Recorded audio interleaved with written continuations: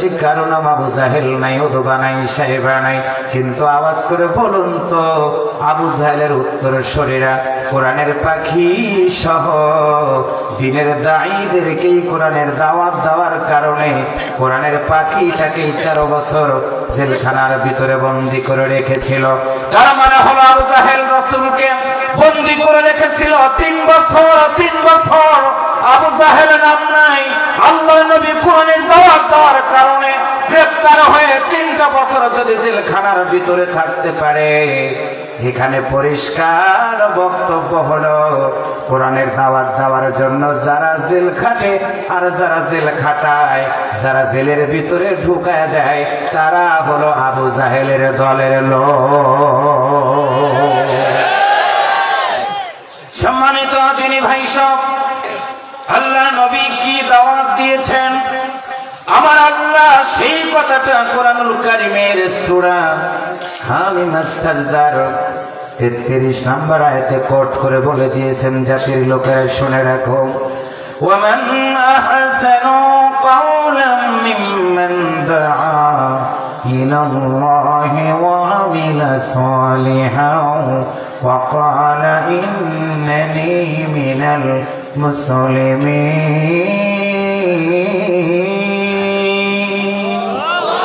আরেকটু আওয়াজ করে বলুন আল্লাহু আকবার। আল্লাহ বলেন, বন্ধুরা টেনশন করবে না, আমি আল্লাহ বললাম ওই ব্যক্তির কথা হচ্ছে আর কার কথা উত্তম হবে, কার কথা সুন্দর হবে, কার কথা ভালো হবে। যে ব্যক্তি মানুষদেরকে আল্লাহর কথা আহ্বান করে। সম্মানিত ভাইরা, আজকের মাহফিলের আয়োজন যারা করেছে, আপনারা যারা এসেছেন বসেছেন, একটা সত্য কথা বলেন, কোরআনের মাহফিল ভালো কাজ না খারাপ কাজ? আরেকবার বলেন। এই ভালো কাজ আমরা করার জন্য এখানে আসছি। এইটা হলো আল্লাহ বলেন আমিলা সালিহান, এইটা হলো ভালো কাজ। এখন আমাদের একটা সিদ্ধান্ত, ওয়াকালা ইন্নানি মিনাল মুসলিমিন। যতদিন আমরা বেঁচে থাকবো মুসলমানের পরিচয় আমরা দিব। আমরা মুশরিক হব না, আমরা মুনাফিক হব না। কারণ হলো মুশরিক আল্লাহর জান্নাতে যাবে না, মুনাফিক আল্লাহর জান্নাতে যাবে না। কিন্তু আল্লাহ বলেন মুসলমানেরা আমি আল্লাহর জান্নাতে যাবে। এবার একটু জানা দরকার মুসলমান কাকে বলা হয়। আল্লাহ সেটাও বলে দিলেন, ইয়া আইয়ুহাল্লাযীনা আমানু তাকুল্লাহা হাক্কা তুকাতিহি ওয়া লা তামুতুন্না ইল্লা ওয়া আনতুম মুসলিমুন।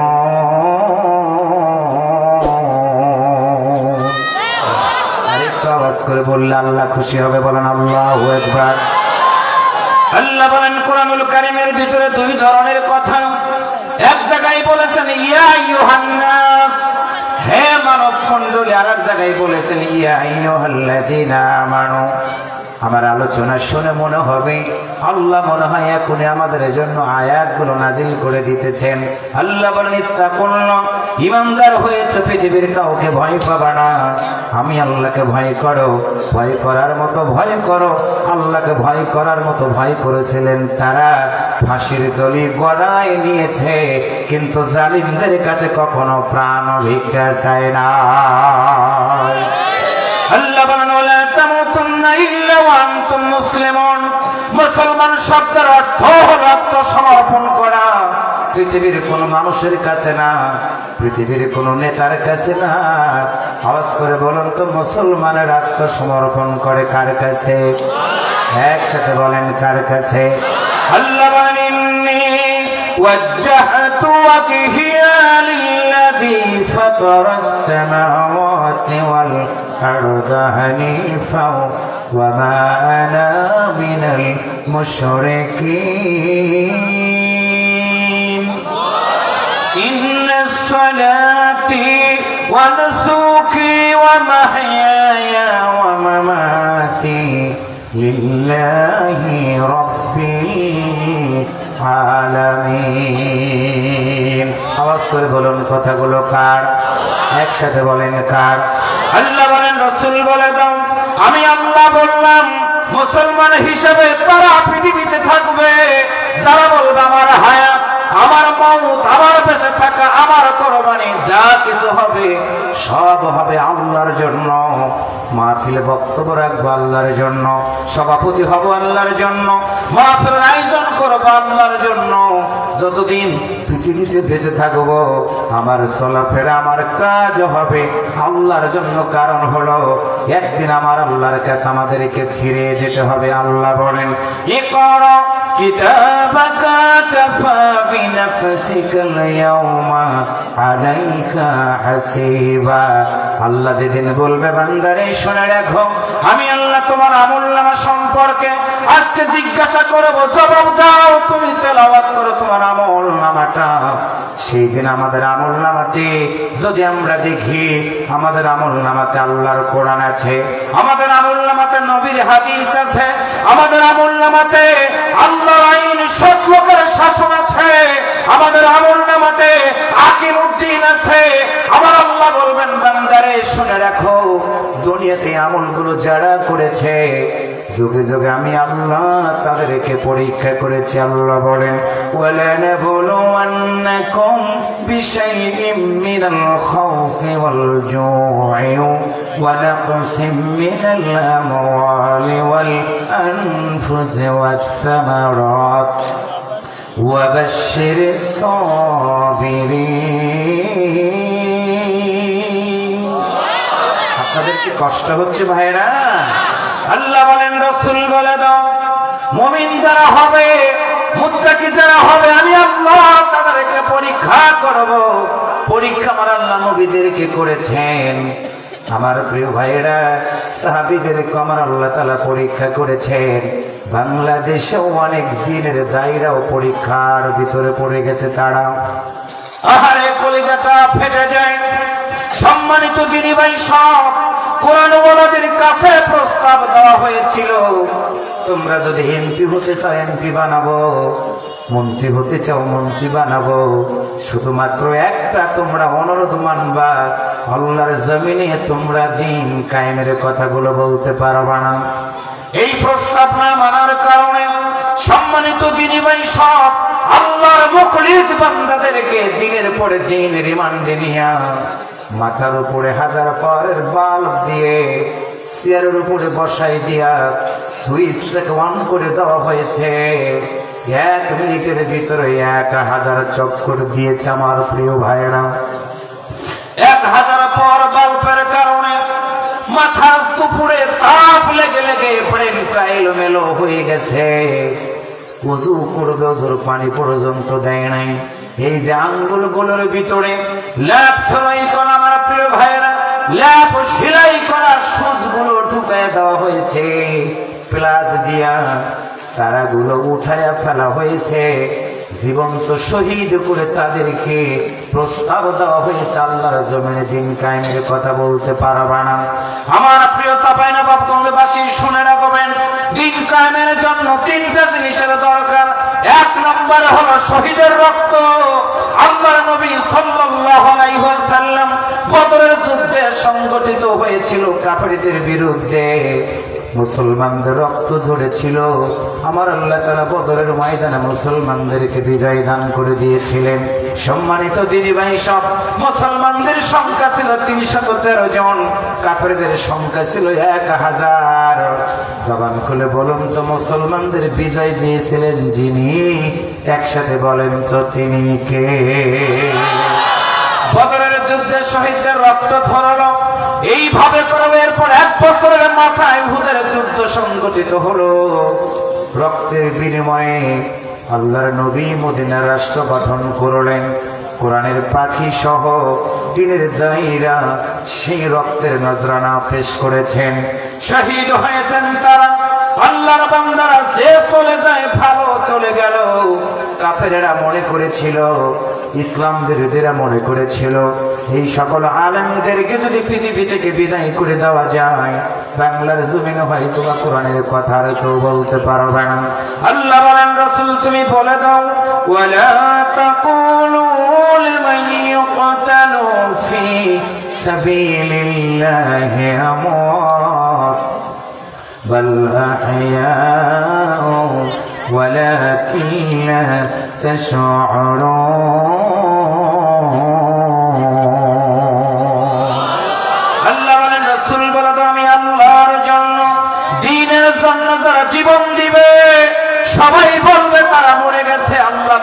না, তারা মরে নাই, বরং তারা জীবিত। রাসূল বলেন, আল্লাহ তুমি কি বলবা না, ওই মানুষগুলো কি তার মাটির কবরের ভিতরে রেখে দিয়ে আসবে? আল্লাহ বলেন, বন্ধুরে শুনে রেখো, মাটির কবরে রাখবা তোমরা, আমি আল্লাহ তাদের মাটির কবরটা রাখবো না, মাটির কবর আমি আল্লাহ তাদের কবরগুলোকে জান্নাতের বাগান বানায় দিয়ে দেব। আল্লাহ বলেন, ইন্নাল্লাযীনা আমানু ওয়া আমিলুস সালিহাতি লাহুম জান্নাতুন তাজরি মিন তাহতিহাল আনহার যালিকাল ফাওজুল কাবীর।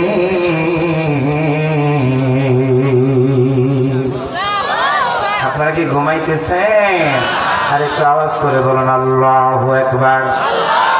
সম্মানিত দিনী ভাই সব, সেই নবী আমাদের জন্য সুন্দর করে কোরআনুল কারীমের বিধান পেয়ে গেলেন। আল্লাহ তাআলা এইখানে সুন্দর করে ডাকতে বলেছেন, বান্দারে তোমরা যদি আমার জান্নাতে যেতে চাও, এক নাম্বার টার্গেট আমি আল্লাহ তোমাদের দিয়ে দিলাম, আল্লাযীনা ইউকিমুনাস সালাত। আমি আল্লাহ তোমাদের জানাই দিলাম, যতদিন বাঁচবা আকিমুস সালাত, নামাজ তোমরা কায়েম করবা। আল্লাহর বান্দারা বাংলাদেশের পার্লামেন্ট নামাজের বিধান যারা কায়েম করতে চায়, মুসলমানের মতো আওয়াজ করে বলুন তো, একটা বারের জন্য তাদেরকে ক্ষমতার মসনদে পাঠানো দরকার আছে না নাই? আরে বলেন আছে না নাই? কারা কারা আল্লাহর এই জমিনে কোরআনের শাসন ব্যবস্থা কায়েম হোক এটা যারা চান, তারা একটু দুই হাত তুলে আমার আল্লাহকে দেখান।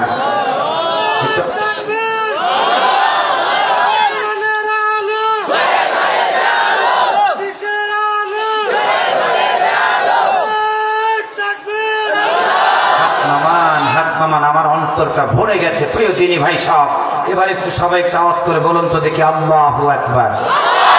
একসাথে বলেন সুবহানাল্লাহ, আরেকবার বলেন মাশাআল্লাহ। ইসলামী সমাজ ব্যবস্থা যদি কায়েম হয়ে যায়, আল্লাহ রাসূল বলেছেন সানা থেকে হাজরা মাউত পর্যন্ত রাতের অন্ধকারে একজন সুন্দরী তরুণী রমণীরা ঘুরে ঘুরে বেড়াবে, একটা যুবক তার দিকে দৃষ্টি দিতে পারবে না।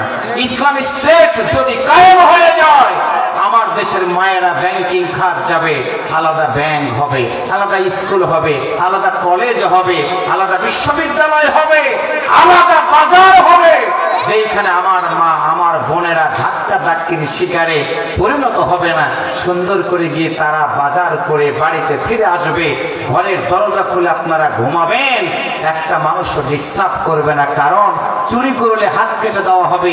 এই হাতটা কাটার সময় যদি বাইতুল মুকাররমে সবগুলো মিডিয়াকে সামনে আনা হয়, প্রিন্ট মিডিয়া, ইলেকট্রনিক্স মিডিয়াগুলোকে সামনে এনে যদি একজন চোরের শাস্তি দেওয়া হয়, আল্লাহর কসম করে বলি এই দেশে কি চোর থাকবে? সবাই কথা বলেন, চোর থাকবে? আরে অনেক এমপি মন্ত্রীর একটা স্বাক্ষর দিয়ে রাষ্ট্রের কোটি কোটি টাকা লুটপাট করে নিয়ে বিদেশে বাড়ি বানাইছে। কয়েকদিন আগে একটা ব্যাংকে দেখলাম, গ্রাহক গেছে টাকার জন্য 2 লক্ষ তার টাকা জমা আছে, স্লিপ দিয়েছে 10,000 টাকা, 10,000 টাকা ব্যাংকের ম্যানেজার দিতে পারছে না।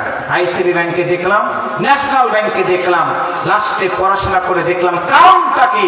তার মানে ব্যাংকিং খাতে এত চুরি করেছে, আমার দেশের অর্থগুলো লুটপাট করে নিয়ে বিদেশে পাচার করার কারণে আমার আপনার জমাকৃত টাকাগুলো ব্যাংক ঠিক মতো পরিশোধ করতে পারছে না। আল্লাহর কসম করে বলে প্রিয় ভাইরা, একটা করে চোরকে ধরার পরে তাদের জমাকৃত টাকা যদি বাংলাদেশে এনে যদি জনগণের কাছে বিলিয়ে দেওয়া হয়, আমার বিশ্বাস 2-3টা চোরের টাকায় দিয়ে চাঁপাইনবাবগঞ্জ জেলাটাকে সুন্দর করে সাজানো যাবে। আওয়াজ করে বলেন কথা ঠিক কিনা? পদ্মা সেতু করার সময় ডক্টর ইউনূসকে একটা কটাক্ষ করে কথা বলেছিল, মন চায় পদ্মা সেতুর নিচে ডক্টর ইউনূস কিন্তু সুবাই, মনে আছে? বিপদে পড়ে যে দোয়া ইউনূসটাও পাঠ করবে সেই সুযোগও নাই। কথা বলেন ঠিক না ভাইয়া না? আমি এক মাহফিলে এক যুবককে বলছি, ভাই তুমি একটু কালমা বলো তো। যুবক দাঁড়ায় কালমা বলতেছে, লা ইলাহা ইল্লা আনতা সুবহানাকা ইন্নী কুনতু মিনাজ জালিমিন। আমি বললাম, এটা আমার সিরাজগঞ্জ তো বিপদের মধ্যে পড়লে এই কালমাটা পড়ে। তাই হুজুর আমি তো বিপদে পড়েই কালমা বলতেছি। কালমা কোনটা আমি জানি না। মানুষ যে বিপদে পড়ে দোয়া ইউজ করবে সে পরিবেশও তাদের নাই। কথা বলেন ঠিক না ভাইরা? আমরা সেই সমাজ আর ফিরে পেতে চাই না। আমরা চাই সুখী সমৃদ্ধশালী একটি সমাজ, যেই সমাজে ধনী গরিবের কোনো ভেদাভেদ থাকবে না। আমার মা, আমার বোন, আমার বাবা, আমার ভাই একসাথে আল্লাহর ঘর মসজিদের ভিতরে গিয়ে সালাত আদায় করবে। আমার মা মসজিদের একটা পাশে গিয়ে দাঁড়িয়ে সালাত আদায় করবে। যেই সমাজে নামাজের বিধান কায়েম হবে না, আল্লাহর কসম করে বলে ওই সমাজ থেকে চুরি বন্ধ হবে না। কারণ নামাজের ভিতরে দাঁড়ানোর আগে উযু করতে হয়, উযু করার পরে দুইটা হাত দিয়ে দুইটা কান ধরতে হয়। কি ধরতে হয় না? এরকম কান পর্যন্ত উঁচু করে কি বলি? আল্লাহু আকবার। আমরা কি বলি? আল্লাহ তুমি মহান। আল্লাহু আকবার মানে কি আল্লাহ ছোট? আল্লাহ কি? জবান খুলে বলুন আল্লাহ কি? বুঝবেন হৃদয় দিয়ে। আল্লাহ বলেন তুমি যখন দুইটা হাত দিয়ে কান পর্যন্ত উঠায়া বললা আল্লাহু আকবার, তাকবীরে তাহরিমা বেঁধে হাতটা বেঁধে ফেলে দিলা। আল্লাহ বলেন বান্দারে তুমি হাত তো নাও বাঁধতে পারতা, হাত দুইটা কান পর্যন্ত নাও উঠাইতে পারতা। একটা কথা বলেন, আপনারা আমাদের সাথে মিলবে কিনা আমি জানি না। আপনাদের চাঁপাইনবাবগঞ্জে কোনো মানুষ যদি চুরি করার পরে ধরা পড়ে, সাবের ভাইয়ের কাছে যদি বিচার দেওয়া হয়, ভাই যদি বলে তোমার শাস্তি একটা, তুমি 10 বার কান ধরে উঠবা আর বসবা, অথবা 20,000 টাকা জরিমানা, কোনটা করবা? আমার বিশ্বাস যদি নিম্নমানেরও চোর হয়, ভাইকে বলবে ভাই 20-এর কাছে 25,000 টাকা জরিমানা করেন, কিন্তু ভাই কান ধরে ওঠা বসাটা করাইন না, কারণ কান ধরলে আর কিছু থাকে না।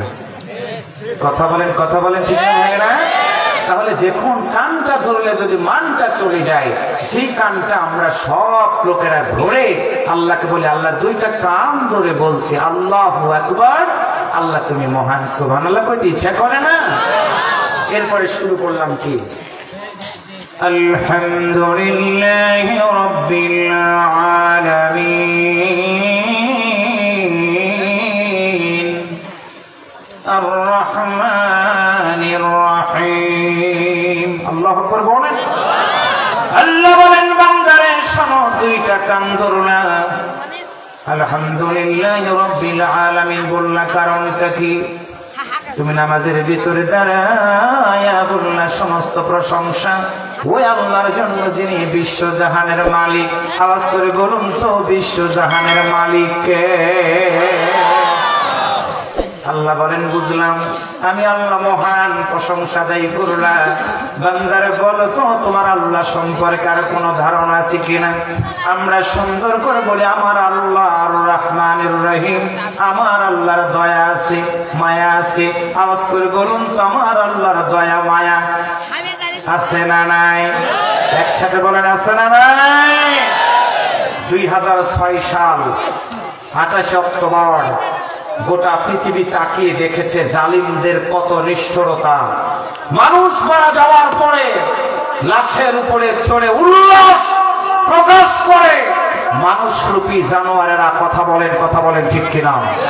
গোটা পৃথিবীর মানুষ দেখেছে, সেই অমানুষটাও যদি কান ধরে বলে আল্লাহু আকবার, আল্লাহ তখন বলে বান্দারে কি হয়েছে? আমি আল্লাহ তোমার কাছে হাজির। সুবহানাল্লাহ কইতে ইচ্ছা করে না? আল্লাহ বলেন রহমানের রহিম, তুমি বললা আমার আল্লাহর দয়া আছে, তুমি বলো তোমার আল্লাহর কোনো ক্ষমতা আছে কিনা? জবান খুলে বলুন তোমার আল্লাহর ক্ষমতা আছে না নাই? একসাথে বলেন আছে না নাই? আমরা তখনই বলি মালিকি ইয়াউমিদ্দিন, আমার আল্লাহ হলো বিচার দিবসের মালিক। অন্তর দিয়ে আওয়াজ করে বলুন তো, বিচার দিবসের মালিক কে? একসাথে বলেন কে? বিচারপতি শামসুদ্দিন চৌধুরী মানিক কুমার। বিচারপতি শামসুদ্দিন চৌধুরী মানিক কুমার যখন তিনি কোরআনের পাখিকে মৃত্যুদণ্ডের রায় দিয়েছিলেন, বুঝবেন ভালো করে, কোরআনের পাখিকে মৃত্যুর দণ্ডের রায় দেওয়া মাত্র বাংলাদেশের 200 থেকে 250 জন মানুষ পৃথিবী থেকে তারা দূরে সরে গিয়ে আল্লাহর সান্নিধ্যে চলে গেলেন, জীবন দিলেন। একটু আল্লাহু আকবার বলতে ইচ্ছা করে না? তিনি দাম্ভিকতা করে একটা কথা বলেছিলেন, আমার জীবনটা আজকে শান্তি হলো, শান্তি হলো। কোরআনের কথা বলে যারা এদেশের মানুষগুলোকে প্রতারণা করে তাকে মৃত্যু রায় দিতে পেরেছে, সেই শামসুদ্দিন চৌধুরী মানিক। আমি তার সম্পর্কে মন্তব্য করতে চাই না। আল্লাহ তাআলা একটা কথা বলেছেন, ছাড় দেয় তিনি ছেড়ে দেন না। আল্লাহ তাআলা তাকে সুযোগ দিলেন, বেঁচে থাকো, ভুলটাকে শুধরাও, তিনি শুধরালেন না। পটপরিবর্তন হয়ে গেল, পলানের জন্য সুযোগ দিলেন। এই যে আপনাদের নদী পার হলে আমাদের দাদার দেশ, দিদি যেখানে আছে, কথা বলেন ঠিক না ভাইরা? তিনি সিলেটের একটা অঞ্চল দিয়ে পাড়ি হচ্ছিলেন জানের ভয়ে, কারণ তিনি জানতেন আমি যে রায়টা দিয়ে অপকর্মগুলো করেছি, যদি মানুষ আমারে পায়, হাড্ডি মাংস প্যান্টের সুতা পর্যন্ত এদেশের জনগণ রাখবে না, রাখবে না। কথা বলেন ঠিক কিনা? পলাইতে গিয়ে পড়লেন ধরা। আহারে, এমন পিটুনি খাইল, কলার পাতার উপরে তিনি থাকলেন। কলার পাতার উপরে থাকার পরে এই দেশে পুশব্যাক করা হলো, তাকে আনা হলো। আদালতে নিয়ে যাওয়ার সময় যত পচা ডিম ছিল তাকে নিক্ষেপ করা হলো। এক যুবক দৌড় দিয়ে গিয়ে এমন একটা লাথি মারলো, অন্ডকোষের একটা জিনিসই ছুটে গেল। কথা বলেন, কথা বলেন ঠিক না ভাই না? তার মানে হলো কি, বুঝবেন ভালো করে, বুঝবেন ভালো করে, নামাজের বিধানটাকে যারা সমাজে কায়েম করতে চায়, নামাজের বিধান যারা এই সমাজে প্রতিষ্ঠিত করতে চায়, ওই সকল মানুষগুলোকে মারার রায় দিয়ে তারা দুনিয়াতেই মরে গেছে, জীবন্ত মরা। মায়ের জ্বালাতে যদি অন্ডকোষ হারাইতে পারে, একসাথে বলেন তো তাদের বিচার যেমন দুনিয়াতে হয়ে গেছে, এবং আমরা এই দুইটা চোখ দিয়ে দেখবো আদালতও ঠিকই আছে, ফাঁসির রশিও ঠিকই আছে, শুধুমাত্র পট পরিবর্তন হওয়ার কারণে অপেক্ষা করেন। একই ফাঁসির রশিতে শামসুদ্দিন চৌধুরী, মানিক কুমারের লোকের আগামী দিনে ঝুরবে ইনশাআল্লাহ। তার মানে হলো বিজয় দেওয়ার, একসাথে বলেন তো মালিককে, আর একটু জোরে বলেন কে? কারণ কি, আমরা এই জমিনে সন্ত্রাসী পছন্দ করি না, গুন্ডামি পছন্দ করি না। মানুষগুলোকে হাত ধরে বলি, ভাই আল্লাহর দিকে চলে আসেন, মসজিদের দিকে চলে আসেন, হালাল ইনকাম করে খান, অসৎ পথ উপার্জন করবেন না। এইটা বলা হলো আল্লাহওয়ালা দলের লোকদের বড় অপরাধ। তারা কোনো অপরাধ করে নাই, তাদের বড় অপরাধ হচ্ছে আল্লাহর এই জমিনে কোরআনের দাওয়াত দেওয়া। আর একটু জোরে বলেন। আপনাদের কাছে প্রশ্ন, এখন যদি কেউ এসে বলে কোরআনটা দাও, বক্তব্য দিতে পারবো না, পায়ের নিচে ফেলে কোরআনটাকে পৃষ্ঠাগুলোকে লন্ড ভন্ড করে দিব, আপনাদের যদি ডায়াবেটিস হয়ে থাকে, বলেন কোন জালেমদের পায়ের নিচে আমরা কোরআনটাকে ফেলতে দিব? একসাথে বলেন, ফেলতে দিব? কেন দিব না? কারণ এই কোরআনের দাওয়াত দিয়েছেন বিশ্ব নবী, রসুল নয়, রসুলের ওয়ারিস হলাম আমরা। আমাদেরও কোরআনের দাওয়াত দেওয়া দরকার আছে না নাই? কথা বলেন, আছে না নাই? সেই দাওয়াত দিতে গিয়ে আমার যদি জেল হয় হবে, জুলুম হয় হবে। আল্লাহ নবীর গলাতে গামছা লাগায় টান দিয়েছিল বাইতুল্লাহর সামনে থেকে, ঠিক ওই চাদরটা মডিফাই করে, আধুনিকতা করে কোরআনের দলের লোকদেরকে ফাঁসির রশি ঝুলাইয়া দিচ্ছে তারা। আবু জাহেলের উত্তরসূরি যারা, আল্লাহর কসম করে বলে, আবু জাহেলের নাম যেমন কেউ নেয় না, আবু জাহেল নাম যেন কোনো সন্তানকে রাখে না, ঠিক তেমনি আল্লাহ তাআলা আমাদের এই চোখ দিয়ে দেখাবে কোরআন বিরোধীদের অস্তিত্ব এই বাংলার জমিনে একদিন থাকবে না, একদিন থাকবে না। কারণ মাতা নাসরুল্লাহ, ফাতহুল মুবিন, আল্লাহর বিজয় আসা শুরু হয়ে গেছে। বললাম দিন কায়েমের জন্য তিনটা জিনিসের দরকার। নাম্বার 1, শহীদের রক্ত, চাঁপাইনবাবগঞ্জ শহীদের পর্ণভূমি। কথা বলেন ঠিক কিনা? সেই জমিন থেকে আমরা আল্লাহর কাছে বলবো, আল্লাহ আমাদের একটা আশা, একটা টার্গেট, এই চোখ দিয়ে তুমি দেখার সুযোগ করে দাও, কোরআন দিয়ে দেশ চললে কত সুন্দর হয়, আমরা একটু চোখ দিয়ে দেখতে চাই। সে আশা কি আপনাদের আছে? একসাথে বলেন, আছে? সে আশা যদি থাকে, তাহলে আমাদের ব্যক্তি জীবনে বলুন তো সালাত কায়েম করা দরকার আছে না নাই? একসাথে বলুন, আছে না নাই? সম্মানিত ভাইয়েরা আমার, লম্বা করবো না, 12টা পার হয়ে গেছে, আর আমি কথা বলবো না। কয়েকটা মিনিট হয়তো বা সময় আমি আপনাদের কাছে একটু নিতে পারি। আপনাদের সম্মানের দিকে তাকায়া, বসার জায়গা না আপনি দাঁড়িয়ে আছেন, এই জন্য আপনাদের সম্মানের দিকে তাকিয়ে হয়তো আমি কয়েকটা মিনিট কথা বলবো। আপনাদের কি কষ্ট হবে? একসাথে বলেন, কষ্ট হবে? সম্মানিত যিনি ভাইয়েরা, আল্লাহর নবী নামাজের দাওয়াত দিতে গিয়ে 3টা বছর জেলখানায় থাকলেন। আল্লাহর নবী নামাজের দাওয়াত দিতে গিয়া তাইফের ময়দানে আল্লাহর নবীর মতো মহামানবের শরীর থেকে রক্তগুলো গড়ায় গড়ায় জমিনের দিকে পড়ে গেল। আল্লাহর নবী নামাজের দাওয়াত দিতে গিয়ে মক্কার মানুষগুলো তখন দূর দূর করে তাড়িয়ে দিল তাকে। নবী আমার সিদ্ধান্ত নিলেন তাইফের ময়দান আমি যাব, নামাজের দাওয়াত দিয়ে দিব। নামাজের কথাগুলো যদি তাইফের মানুষরা শোনে, আমি নবী হয়তোবা শান্তির নীর খুঁজে পাবো। মনে বড় আশা নিয়া আল্লাহর নবী তিনটা গোষ্ঠীর প্রধানের কাছে গিয়ে আল্লাহর নবী কোরআনের দাওয়াত দেওয়া শুরু করে দিলেন। একটু আল্লাহু আকবার জোরে বলেন। আল্লাহর নবীর দাওয়াত গ্রহণ করল না তারা। আল্লাহর নবীকে বলল, আব্দুল্লাহর বেটা, তোমারে জানাই দিয়ে দিলাম, নামাজের দাওয়াত তুমি দিলা শুনলাম, কিন্তু অনুগ্রহ করে তুমি এখান থেকে চলে যাও। আল্লাহর নবী বললেন, ঠিক আছে আমি চলে যাব, কিন্তু আমি এসেছি কথাটা তোমরা কারোর কাছে বলবা না। রাতের অন্ধকারে তিনজন নেতা তাইফের যুবকদেরকে বলে দিল, যুবকেরা কতদিন অপেক্ষায় ছিলাম আল্লাহর নবীকে পৃথিবী থেকে বিদায় করে দিব, যেমন করে জালিমরা অপেক্ষা করেছিল কোরআনের পাখি সহ দিনের দায়ীদেরকে পৃথিবী থেকে বিদায় করে দিবে। আওয়াজ করে বলেন কথা ঠিক কিনা? আল্লাহর নবী গোপন ষড়যন্ত্র জানতো না।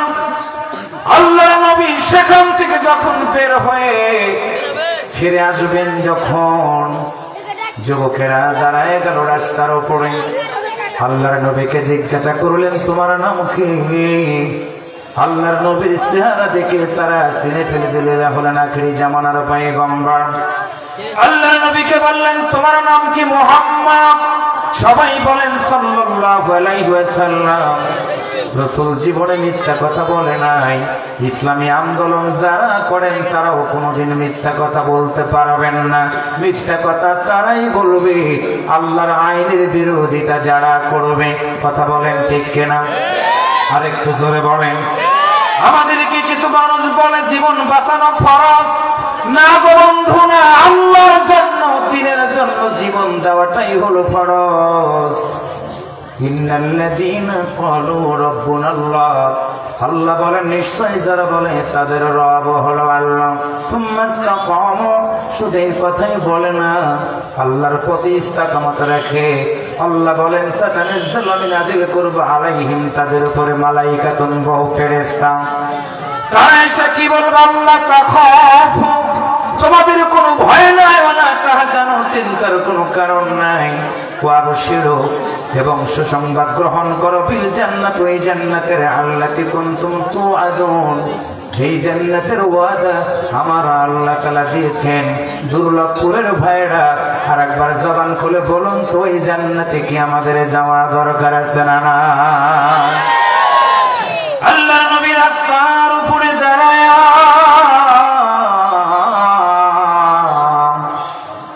তাইফের যুবকেরা যাইতে বলল, তোমার নাম কি? মুহাম্মদ। আল্লাহর রাসূল বললেন, হ্যাঁ আমার নাম হলো মুহাম্মদ। সবাই একটু জবান খুলে বলুন সাল্লাল্লাহু আলাইহি ওয়াসাল্লাম। আল্লাহ নবীর সাথে সফর সঙ্গী ছিলেন পালক পুত্র যায়েদ রাদিয়াল্লাহু তাআলা আনহু। তাইফের লোকেরা সঙ্গে সঙ্গে একটা করে পাথর উঠায়া সেই নবীর রাস্তা দিয়ে হেঁটে যেত রে। আকাশের মেঘমালা গুলো নবীর জন্য সুন্দর করে ছায়া দিয়ে দিত। যেই নবীর চেহারা দেখলে ক্ষুধার্ত মানুষের ক্ষুধা গুলো আর থাকতো না। ওই নবীর গায়ে একটা একটা করে বৃষ্টির মতো পাথর মারা শুরু করে দিল। যায়েদের সামনে গিয়ে দাঁড়ায়, যায়েদকে টান দিয়ে সরায় দিয়া আল্লাহর নবীর গায়ের উপরে তারা একের পর এক পাথর মেরে দেয়। সম্মানিত দিনী ভাই সব, কলিজাটা ফেটে যায়। আল্লাহর নবী পাথরের আঘাতে গোটা বডিটা কত বিক্ষত হয়ে গেল। আল্লাহর নবী বসে পড়ে গেল জমিনের উপরে। তাইফের যুবকেরা দুইটা হাত দিয়ে ধরে আল্লাহর নবীকে দাঁড় করে বলে, তুমি হেঁটে যাও। আল্লাহর নবী হাঁটতে পারে না, দাঁড় করাইয়া হাঁটায়। আর সামনে থেকে পিছন দিক থেকে ডান দিক থেকে নবীর গায়ে পাথর মারে। যেই নবীর চেহারার দিকে তাকাইলে মানুষগুলোর ক্ষুধা নিবারণ হয়ে যেত। যেই নবী রাস্তা দিয়ে চলার সময় মেঘমালাগুলো ছায়া দিত। যেই নবী আমাদের সবার জান্নাতের জামিনদার, ওই নবীর গায়ে একের পরে এক বৃষ্টির মতো পাথর মারা শুরু করে দিয়েছে। আল্লাহর নবীর গোটা বডিটা ফেটে ফেটে জুব্বা মোবারক লাল হয়ে গেল। আল্লাহর নবী জমিনে বসে পড়ে গেলেন। তাইফের যুবকের আল্লাহর নবীর গায়ে আরো মারে।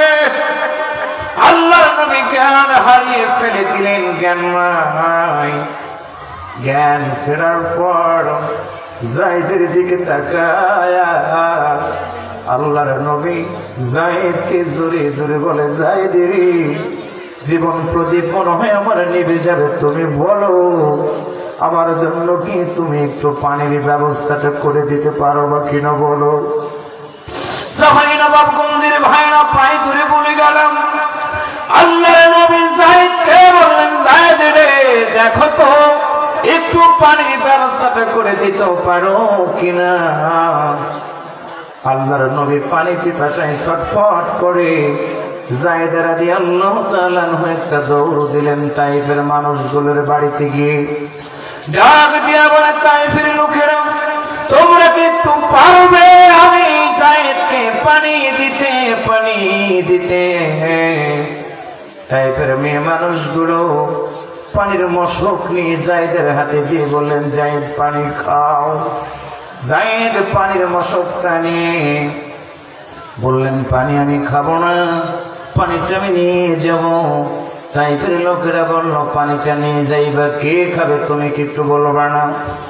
আল্লাহ নবীর সাহাবী যায়েদ দুইটা চোখের পানি ছেড়ে দিয়ে বললেন, তোমরা জানো না দুজাহানের মহাজন রহমাতাল লিল আলামিন পানি পিপাসায় ছটফট করতে, যে তার জন্য আমি একটু পানি নিয়ে যাব।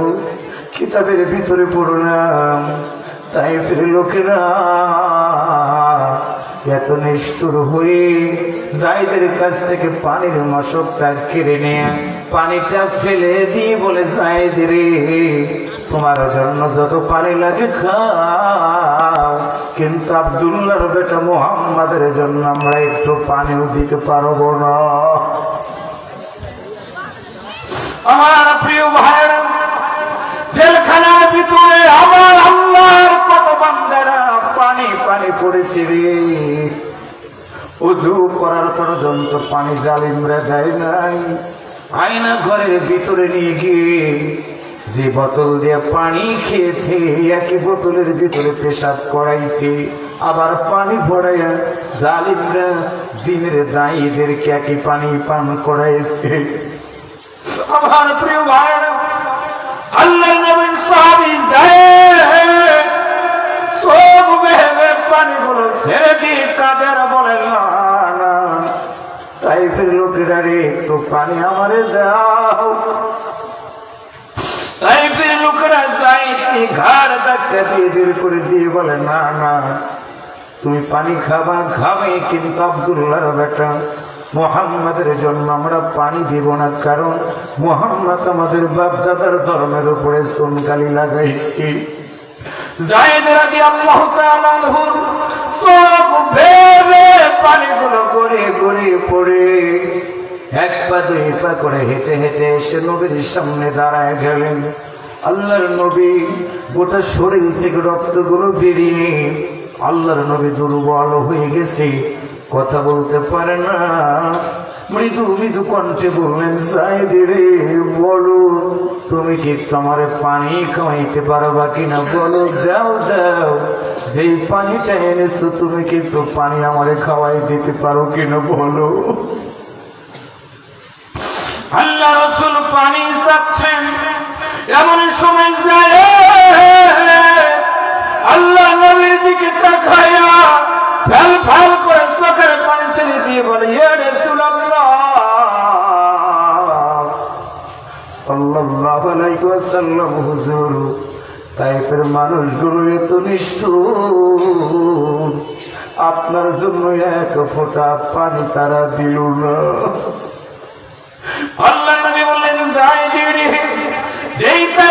মানুষগুলো আমি নবীরে রক্তাক্ত করে গোটা জমিনটা লাল করে দিল রে। আমি নবীর জন্য ফোঁটা পানি তারা দিল না। এমন একদিন আসবে রে, আমি নবীর জন্য তারা পাগলের মতো হয়ে যাবে।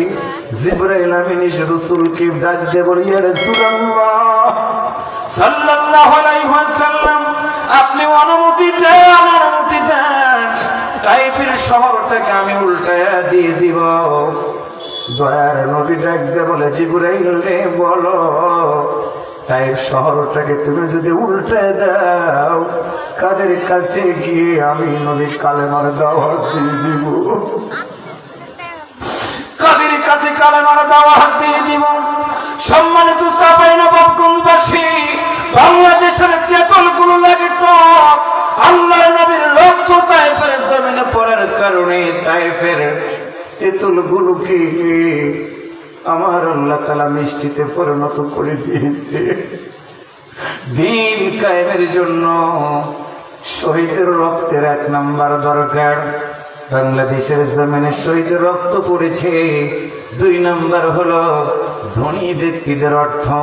ধনী ব্যক্তিদের অর্থ আল্লাহর জমিনে কোরআনের সমাজ ব্যবস্থা কায়েমের জন্য দিতেছে মানুষেরা। এককালীন জরুরি ইয়ারত নিসাব থেকে শুরু করে কষ্টরচিত কামলা রাস্তার টাকাগুলো আল্লাহর দ্বীনের জন্য ব্যয় করতেছে সকল শ্রেণীর মানুষ। 3 নাম্বার হলো মুরব্বীদের দোয়া। সন্তান হারায় মা যায় নামাজে দাঁড়ায়া মালিকের দরবারে বলে, আল্লাহ আমার একটা সন্তান শহীদ হয়ে গেছে, আমার অনেক সন্তান তো পৃথিবীতে বেঁচে আছে, একটা সন্তানকে হারাইছি, অনেক সন্তানের মা হিসেবে পৃথিবীতে আমি বেঁচে আছি। আল্লাহ তোমার কাছে একটা আশা, কিয়ামতের ময়দানে শহীদের মা হিসেবে আল্লাহ আমি যেন তোমার দরবারে উঠতে পারি।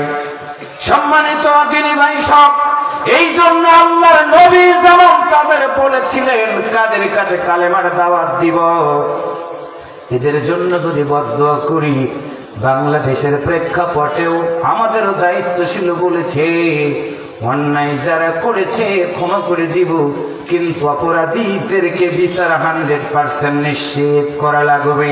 তার মানে হলো উদউ ইলা সাবিলি রাব্বিকা বিল হিকমাতি ওয়াল মাউইজাতিল হাসানা। আমার প্রিয় ভাইরা, ওয়াতাসিমু বিহাবলিল্লাহি জামিআন ওয়া লা তাফাররাকু।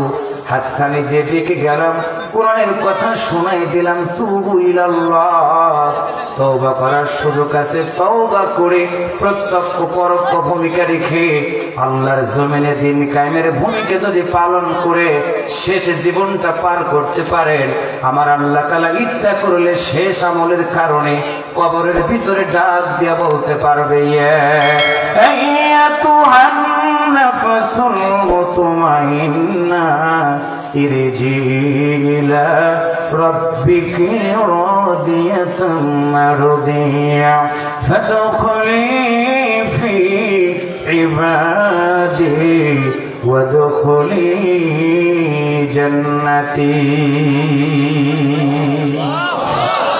আরেকটু জোরে বলেন আল্লাহু আকবার।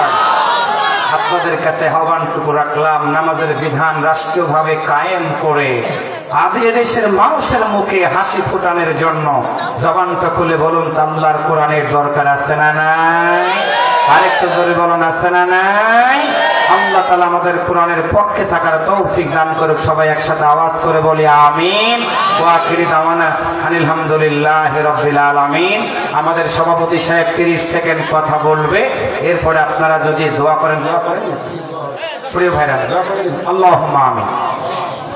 ربنا ظلمنا أنفسنا وإن لم تغفر لنا وترحمنا لنكونن من الخاسرين ربنا آتنا في الدنيا حسنة وفي الآخرة حسنة وقنا عذاب النار رب العالمين চাঁপাইনবাবগঞ্জ জেলাধীন দুর্লভপুর সিরাজুল মুস্তাকিম সিরাতুল মুস্তাকিম হাফিজিয়া নুরানি মাদ্রাসার কমিটি কর্তৃক আয়োজিত চতুর্থ বার্ষিকী 2 দিন ব্যাপী ইসলামী জালসার সমাপনী রজনীতে হাজার হাজার মুসলমান নর এবং নারীদেরকে নিয়ে তোমার শাহী দরবারে হাত তুলেছি। রব্বুল আলামিন মেহেরবানি করে আমাদের সবার মুনাজাত তুমি কবুল করে নাও। আল্লাহ তাআলা তেলাওয়াতের ভিতরে আলোচনার ভিতরে যদি ভুল হয়ে থাকে মাফ করে দাও, যা সব হয়েছে বিশ্ব নবীর রওজা মুবারকে পৌঁছে দাও। আল্লাহ তাআলা আমরা যারা হাত তুলেছি অনেকের মা নাই, অনেকের বাবাই পৃথিবীতে বেঁচে নাই। আল্লাহ মেহেরবানি করিয়া মৃত মা বাবার কবরগুলো জান্নাতের বাগান বানায়া দাও। রব্বির হামহুমা কামা রব্বায়ানি সগীরা। সবাই পড়েন রব্বির হামহুমা কামা রব্বায়ানি সগীরা। আল্লাহ তাআলা পর্দার আড়ালে হাজার হাজার মা বোনেরা হাত উত্তোলন করেছে। আল্লাহ মেহেরবানি করিয়া মা বোনদের মনের নেক আশাগুলো কবুল করে নাও। কলিজার টুকরা ছোট্ট ছোট্ট মাসুম বাচ্চাগুলোকে নিয়ে মাহফিল এসেছে। আল্লাহ প্রতিটা সন্তানটাকে দ্বীনের দায়ী হিসাবে কবুল আর মঞ্জুর করে নাও। অনেক বোন আছে বিবাহ হয় নাই, আল্লাহ বিবাহের ব্যবস্থাটা করে দাও। অনেক বোন আছে তাদের ঘরে কোনো সন্তান আদি দাও নাই, আল্লাহ তাদের ঘরে একটা নেক সন্তান দান করে দাও। আল্লাহ তাআলা মা বোনেরা যেদিন পৃথিবী থেকে বিদায় হয়ে যাবে জান্নাতের ভিতরে হযরত ফাতেমার সাথে থাকার সুযোগ করে দিও। আল্লাহ তাআলা আজকের মাহফিলের সম্মানিত সভাপতি প্রিয় ভাই মাওলানা সাবির আলী সাহেবকে কবুল করে নাও। প্রধান অতিথি আলহাজ আবু তালেব সাহেবকে কবুল করে নাও। আল্লাহ বিশেষ অতিথিবৃন্দদের কবুল করে নাও। আল্লাহ তোমার নবীর ঘরের জন্য বৃষ্টির মতো তোমার বান্দা বান্দিরা টাকা পয়সা দান করে দিয়েছে। আল্লাহ রড দান করলো, সিমেন্ট দান করলো, বালি দান করলো, আল্লাহ ধান দান করলো। যারা যে উদ্দেশ্যে দান করেছে সবার দান গুলো তুমি কবুল আর মঞ্জুর করে নাও। আল্লাহ এই মাদ্রাসাটা ছাত্র দিয়ে ভরপুর করে দাও। আল্লাহ হাফেজদেরকে সিনাটা খুলে দাও। যে বাড়িতে থাকলাম খাইলাম বিশ্রাম নিলাম বাড়িওয়ালাদের প্রতি তুমি খাস রহমত নাজিল করে দাও। আল্লাহ কোরআনের মাহফিলে বসলে কোরআনের পাখির কথা মনে হয়ে যায়। আল্লাহ আজকের যে পরিবেশ মালিক, কোরআনের পাখি যদি থাকতো দেশের এমন কোন মাঠ নাই যেখানে লোক ধরত। আল্লাহ তোমার কাছে ভিক্ষা চাইলাম কোরআনের পাখি সহ দিনের জন্য যারা জীবন দিল জান্নাতের ভিতরে একই সাথে থাকার জন্য সুযোগ করে দিও। আল্লাহ তাআলা আগামী দিন কোরআনের সমাজ ব্যবস্থা আমার এই দেশে আল্লাহ কায়েম করার পরিবেশ তৈরি করে দাও। আল্লাহ এই দেশের যুবকদেরকে কোরআনের পথে থাকার মতো সুযোগ করে দাও। আগামী বছর এই ময়দানে এর চেয়ে বড় আকারের জন্য মাহফিল হয় এমন পরিবেশ আল্লাহ তুমি দান করে দাও। যে বাড়িতে থাকলাম খাইলাম বিশ্রাম নিলাম আল্লাহ তাদের প্রতি খাস রহমত নাজিল করে দাও। সুন্দর সাউন্ড সিস্টেম, সুন্দর ডেকোরেশন, সুন্দর উপস্থিতি। আল্লাহ তোমার কাছে ভিক্ষা চাইলাম জান্নাতের ভিতরে একই সাথে আমাদের থাকার মতো সুযোগ করে দিও। আল্লাহ তাআলা জানিয়া কখন মনে হয় এই দুনিয়া ছেড়ে যাওয়ার সময় হয়ে যাবে, ওই বিপদের সময়ে আমাদের সবার জবান দিয়ে ওই মধুর কালেমা পড়াই দিও লা ইলাহা ইল্লাল্লাহু মুহাম্মাদুর রাসূলুল্লাহ সাল্লাল্লাহু আলাইহি ওয়াসাল্লাম। আসসালামু আলাইকুম ওয়া রাহমাতুল্লাহ।